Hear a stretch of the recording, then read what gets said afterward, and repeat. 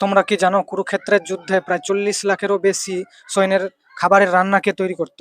যেখানে হাজার হাজার সৈন্য মারা যাচ্ছিল, সেখানে এক দানাও খাবার নষ্ট হয়নি। এই গুরু দায়িত্ব নিয়েছিলেন কর্ণাটক রাজ্যের উডুপির রাজা। কুরুক্ষেত্রের যুদ্ধে প্রায় সব রাজারাই পাণ্ডব বা কৌরবদের পক্ষে নিলেও উডুপির রাজা নিরপেক্ষ ছিলেন।